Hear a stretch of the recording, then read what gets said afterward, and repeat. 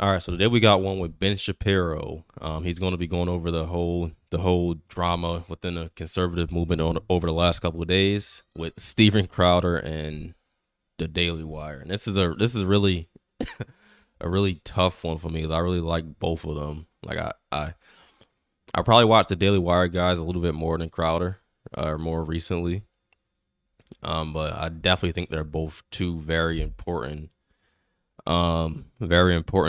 voices in the conservative movement. So it sucks to see him, or it really sucks to see Crowder doing what he's doing more. So I mean, I understand some of the stuff he's talking about, but I really don't think he's going about this the right way, especially recording Jeremy and stuff like that. It just seems really slimy to me. So let's react to let's see what Ben got to say about all this. Well, folks, I'm sure many of you have seen the controversy that has broken out between, I would say, our former friend Steven Crowder and those of us here at the Daily Wire. Either this has to stop, or I'm going to have to stop. And it makes me sick to my stomach. I know that my business partner, Jeremy Boring, has made him sick to his stomach as well, because we had always considered Steven a friend. I was Steven's first lawyer. I helped negotiate his contract with Fox News, going all the way back. It's got to be at least over a decade. And Steven and I had always been very friendly. I know Jeremy was even friendlier with Steven, had counseled him in very rough times. I had personally attempted to intervene when Steven was demonetized in June 2019 on YouTube. I actually sounded off so loudly that the people at YouTube reached out to me, and Susan Wojcicki, the head of YouTube, got on the phone with me, and I reamed her out over demonetizing Steven. And I hope it made a difference. You know, look, I think that Steven is an incredibly talented comedian. I also think that what he is doing to my friend Jeremy Boring right now is one of the most disgusting things I have ever seen in politics. It really is one of the ugliest things I've ever seen. In order to understand what's happening, I think you have to understand a couple of things. So for those who missed the story, basically, we offered Steven a term sheet, a non-binding term sheet. A non-binding term sheet is exactly what it sounds like. It is a list of terms for a proposed negotiation for a contract. And then negotiation happens, then you come to a final contract. That is what a non-binding term sheet is. His agent had solicited us to make him an offer. This is when he was in his closing days with the Blaze. And so we sent him over a non-binding term sheet for $50 million over the course of 4 years, with an additional 2-year option at $25 million. That is, as it sounds like, a lot of money. But we thought that Steven is worth it, because Steven is, again, an incredibly talented guy with a very, very large following. And if you want to hear the actual terms of the term sheet, all you have to do is go to the description on this particular video, or head on over to YouTube, and you can see my business partner, Jeremy Boring, read the terms word for word. Steven's original video in which he attacked us. So this week, Yeah, I actually watched that whole video. In the contract, for me, in my eyes, I mean, I know Crowder probably could make a lot more than what they were offering him, just because how big he is. But from a Daily Wire perspective, I don't think the contract was really that bad. I mean, and it wasn't even a contract, like Ben just said. It was just to get the conversation started. But yeah, like the whole thing about if you get banned from social media, then your pay get banned because the Daily Wire ain't bringing in as much money. I mean, it seems reasonable to me. I don't know what Crowder expected them to offer him. Steven attacked Jeremy Boring and attacked the Daily Wire, and suggested that if we had essentially offered him an enslavement contract that would have robbed him of all of his freedom and made him subject to the whims of $50 million is a very lucrative slave. big tech and all the rest of this kind of bull. And it's just not true. Jeremy, unlike Steven, read the entire text of the term sheet on the air and goes through it piece by piece and explains exactly how it works. And in short, all the contract says is, we are offering you this gigantic sum of money, and if you start to lose money for the company and for yourself, because you lose YouTube, for example, then we both lose money, so you lose some money. Because this is typically how contracts work. On this show, for example. That makes sense too. Like, I just don't think the Daily Wire was able to offer him enough money. That's what I think this whole thing is really about. Because if it was really about the principle what Crowder is talking about, why did Crowder come back and say that he wanted 30 million? And then when the Daily Wire, he came back and said he wanted 30 million a year.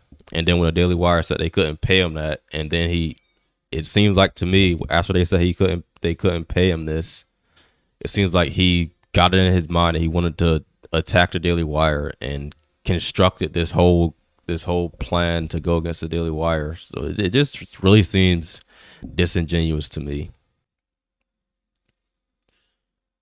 If I lose advertisers and the revenue of the show goes down, then I lose revenue personally because the revenue of the show has gone down. So again, if you want the details, the legalistic details of all this, you can check out Jeremy's video. It is absolutely comprehensive and irrefutable because again, he reveals, I've never seen anybody else do this, he reveals literally the entirety of the what was supposed to be confidential term sheet that Stephen decided to partially leak for his own benefit. And this is the part that's really ugly.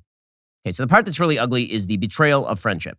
So last night, Steven Crowder, in response to Jeremy reading the entire term sheet and saying somehow Stephen misconstrued this and is using this to attack us and launch a website called Stop Big Con, as though we are in the pocket of big tech. We are in the pocket of big tech. We who have invested literally tens of millions of dollars building alternatives to big tech. We who put up people like Matt Walsh and Candace. Yeah, this is crazy what Crowder's doing. The Daily Wire have did probably the most in the last couple of years, in my eyes, the most important cultural things. Like, What Is a Woman was huge. If it wasn't for the Daily Wire if it wasn't for the Daily Wire not being, like, it seems like Crowder is saying that because the Daily Wire follow YouTube guidelines and have their hosts follow YouTube guidelines, that they are in the pocket of big tech. And that's like Crowder do the same thing. Everybody on YouTube try to follow YouTube guidelines, so that doesn't make any sense to me. And then if the Daily Wire wasn't following YouTube guidelines and didn't follow the rules of YouTube and the advertisers, they would never be able to pull in the money to make things like What Is a Woman. So it's crazy. We are in the pocket of big tech. We who have invested literally tens of millions of dollars building alternatives to big tech. We who put up people like Matt Walsh and Candace Owens and my show. We who have been attacked by Facebook and have been attacked in the legacy media all the time and who are routinely demonetized. The Daily Wire was also the ones that sued the Biden administration for the vaccine mandate. So I don't think they are in the pocket of big tech. Like I keep seeing people like throwing all this dirt on the Daily Wire. Like, they doing a lot of important stuff. Well, yes, nailed it. We were in the pocket of big tech. This was Stephen's line of attack. And supposedly, this line of attack came from that term sheet, right? The idea was that the term sheet was doing the work of big tech because the term sheet suggested that if he got demonetized from YouTube and we both lost money, that he would also lose money. What he apparently wanted us to do was continue to pay him extraordinary sums of money, even if the show was losing money, which is called a charity. It is not called a business. The hardest thing to do in the conservative movement or anywhere else is to, one, run a successful business, and two, make a difference. We here at Daily Wire do both things. In fact, we try to generate a profit so we can continue to make a difference. And it turns out when you lose money, you don't actually have the wherewithal or the resources in order to do things like spend enormous quantities of money making What Is a Woman by Matt Walsh, or making The Greatest Lie Ever Sold by Candace Owens, or funding the investigative reporters who shift the Virginia gubernatorial race by uncovering what happens in Loudoun County, or put out good information each and every day to rebut the evils of the Biden administration, or spend the millions of dollars it takes to sue the Biden administration to stop the OSHA vax mandate, or any of that kind of stuff. That costs money. Yep.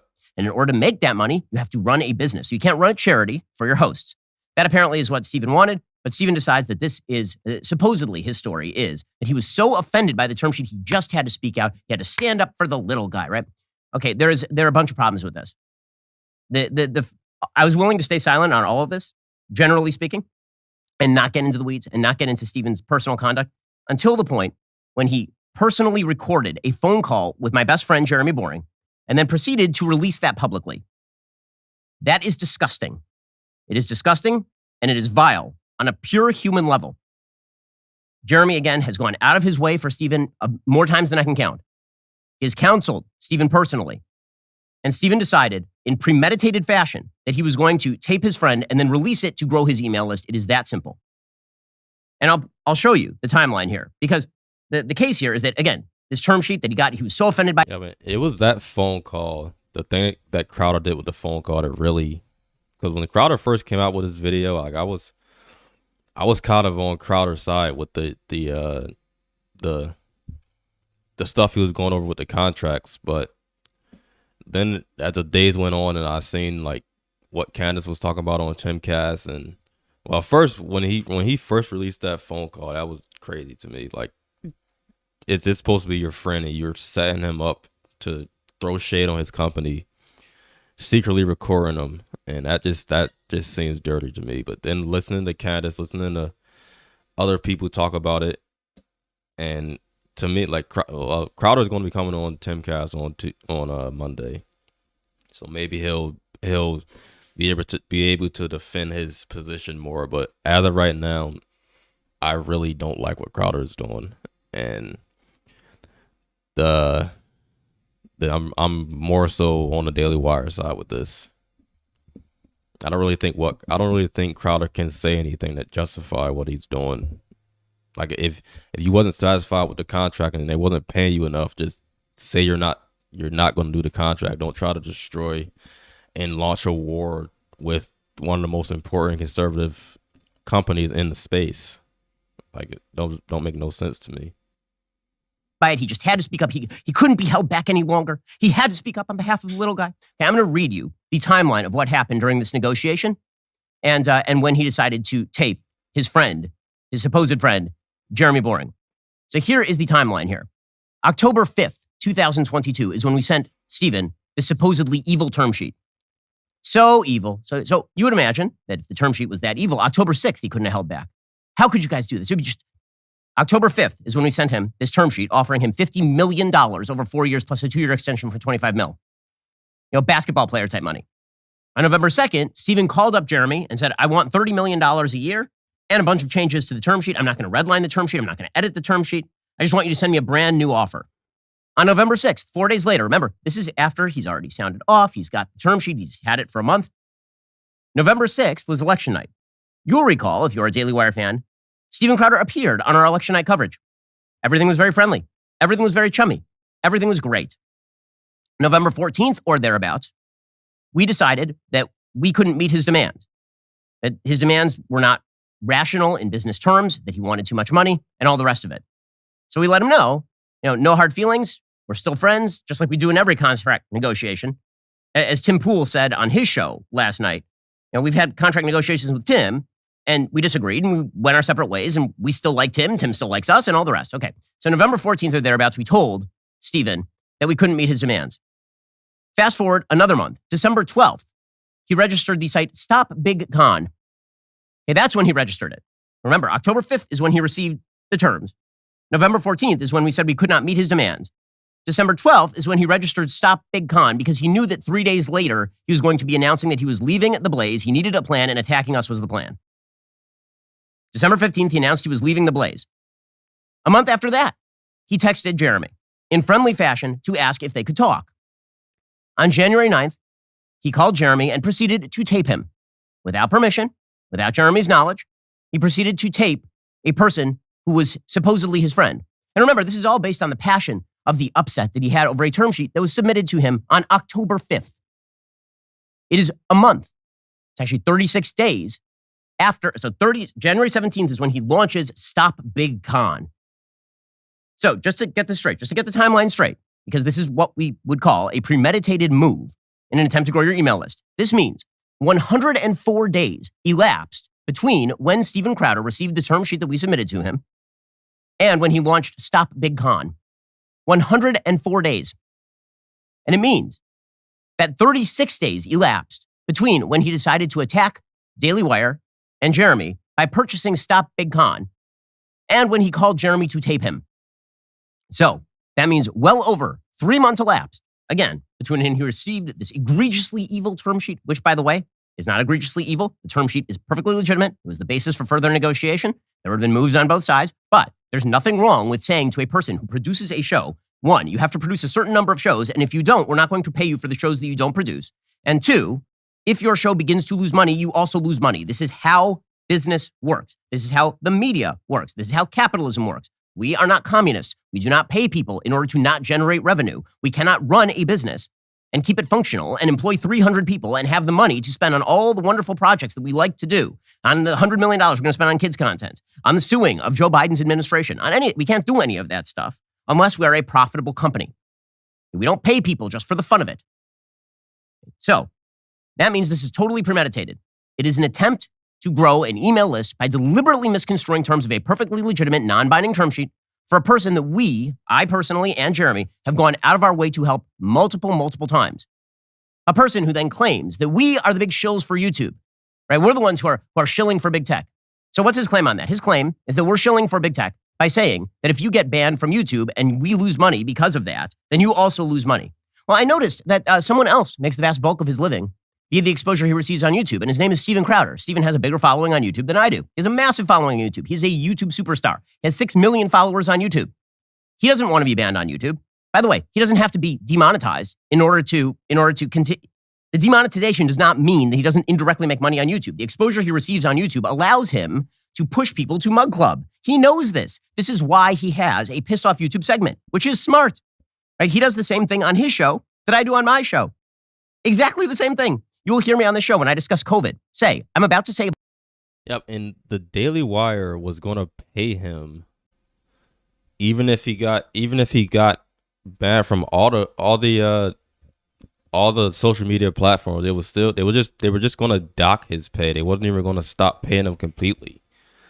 So that's so if Crowder gets banned from all the social media platforms and he's no longer bringing in ad revenue, they're still going to pay him millions of dollars. So this is like Crowder has been extremely manipulative to me. He's trying to manipulate people that watch him, in my opinion.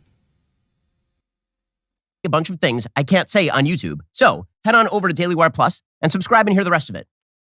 Steven does the same thing. He says, I'm going to have my piss off YouTube segment in which he avoids saying the things that will get him permanently banned on YouTube, but directs people to his site.